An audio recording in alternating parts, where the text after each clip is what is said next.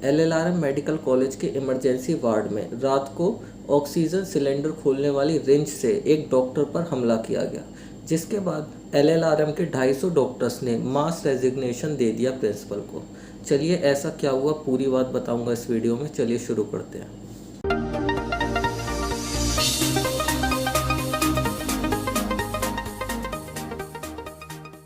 तो दोस्तों ये बात है सोमवार की, यानी 30 सितंबर की रात का टाइम था। पेशेंट कविता, जो कि मेरठ के district hospital PL Sharma district hospital में एडमिट थी। उनका यूट्रस का ऑपरेशन हुआ था वहाँ पे, जिसके बाद उनकी कंडीशन काफ़ी ज़्यादा क्रिटिकल हो गई थी और उनके ब्लड लेवल्स काफ़ी डाउन जा रहे थे, जिसके बाद उन्हें एलएलआरएम के लिए रेफ़र कर दिया गया। जिसके बाद रात को एलएलआरएम में कविता पेशेंट को लाया गया। अब एलएलआरएम में जब डॉक्टर ने पेशेंट को चेक किया, उसके बाद डॉक्टर्स ने कविता पेशेंट को डेड डिक्लेयर कर दिया। इसके बाद उनके बेटे सौरभ शर्मा ने डॉक्टर पर लापरवाही करने का आरोप लगाया और साथ में डॉक्टर पर हमला कर दिया। उस वक्त उन्होंने इंटर्न के साथ मारपीट शुरू करी, जिसे देखकर जूनियर डॉक्टर मनीष उस इंटर्न को बचाने के लिए आए, पर सौरभ शर्मा ने ऑक्सीजन सिलेंडर खोलने वाली रिंच से डॉक्टर मनीष के सर पे हमला कर दिया, जिससे उनका काफ़ी ज़्यादा खून बहा और उनके काफ़ी ज़्यादा चोट आई। जब रात को ये सब हुआ तब उस समय कोई भी सिक्योरिटी गार्ड वगैरह वहाँ पे कोई मौजूद नहीं था। उसके बाद डॉक्टर का इलाज कराया गया और उसके बाद ये पूरी खबर मेडिकल में बाकी डॉक्टर्स तक भी पहुँच गई। अगले दिन जब सभी डॉक्टर्स को ये बात पता चली तो सभी डॉक्टर इकट्ठे हो गए और उन्होंने एक स्ट्राइक करी। साथ ही साथ उन्होंने ये भी कहा कि वो इस तरीके के असुरक्षित माहौल में ड्यूटी नहीं कर सकते। साथ ही साथ 250 डॉक्टर्स ने अपने मास रेजिग्नेशन दे दिए प्रिंसिपल को और इसके साथ 300 से ज़्यादा डॉक्टर ने स्ट्राइक कर दी इमरजेंसी गेट के बाहर।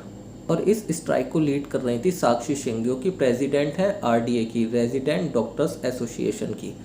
दोस्तों सेफ्टी इशू को लेकर डॉक्टर काफ़ी समय से मांग भी कर रहे थे कि मेडिकल में ज़्यादा सेफ्टी के ज़्यादा कोई इंतज़ाम है नहीं, ज़्यादा गार्ड वगैरह रहते नहीं हैं, सीसीटीवी का कैमरा भी ज़्यादातर जगह नहीं है और जितनी भी जगह कैमरा हैं उनमें से कुछ वर्क नहीं करते और कुछ की डीवीआर ही नहीं है।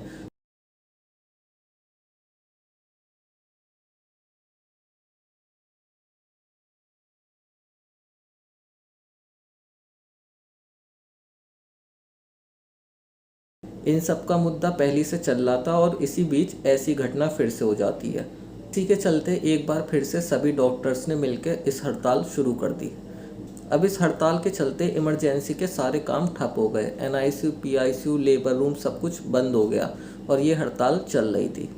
अब जब ये हड़ताल चल रही थी तो उसी वक्त एक आदमी आता है जिसका नाम है अंकुर। वो गाड़ी से आता है और उसकी गाड़ी पे लिखा रहता है विद्युत मंत्री। उसके भाई जिसका नाम था अरुण, उसको पथरी का दर्द था और वो उसे मेडिकल लाया था और वो इमरजेंसी के उसी गेट पे आया था गाड़ी से जहाँ पे डॉक्टर्स अपनी हड़ताल कर रहे थे।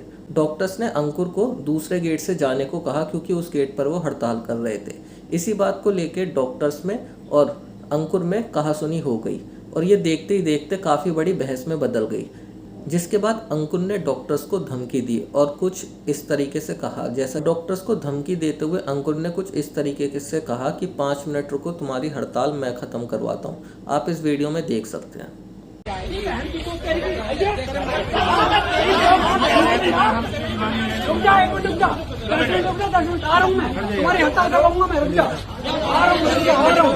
इतना ही नहीं, अंकुर ने और भी कुछ एब्यूजिव वर्डों का इस्तेमाल डॉक्टर्स के लिए यूज़ किया था। उसके बाद ये कहासुनी काफ़ी ज़्यादा बढ़ गई थी, जिसके बाद डॉक्टर्स ने भी अंकुर की गाड़ी पर हमला कर दिया और उसके शीशे वगैरह तोड़ दिए और गेट को भी तोड़ दिया गया था।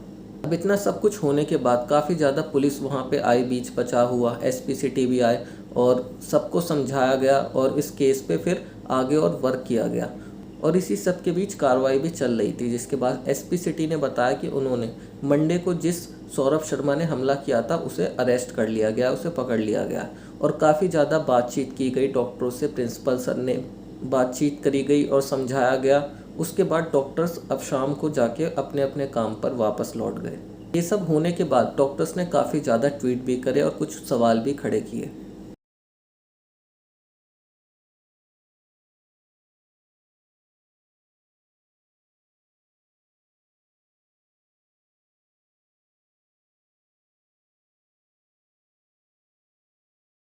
तो अभी के लिए तो ये मामला शांत हो गया, पर सवाल अभी भी वही है क्या डॉक्टर्स को जो सिक्योरिटी का आश्वासन दिया गया था वो कब तक पूरा किया जाएगा।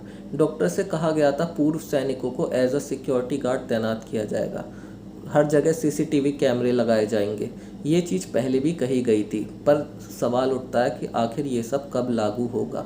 डॉक्टर रात में इमरजेंसी वार्ड में रहते हैं, कई फीमेल डॉक्टर भी रहते हैं, मेल डॉक्टर भी रहते हैं, नर्सिंग स्टाफ भी रहता है और भी पैरामेडिकल स्टाफ रहता है। तो इन सब की सुरक्षा की जिम्मेदारी किसकी होगी। तो इन्हीं सब मुद्दों को डॉक्टर्स ने अपनी हड़ताल के दौरान उठाया। तो चलिए देखते हैं ये सब जो कॉलेज प्रशासन की तरफ से आश्वासन दिया गया है इनको कब तक पूरा किया जाएगा। तो चलिए इस वीडियो में यहीं तक हूँ। आशा करता हूँ आपको वीडियो पसंद आई होगी। अगर वीडियो अच्छी लगे तो लाइक करें, चैनल को सब्सक्राइब करके बेल आइकन को प्रेस करें। Young ones, but we live for it, we die for it, we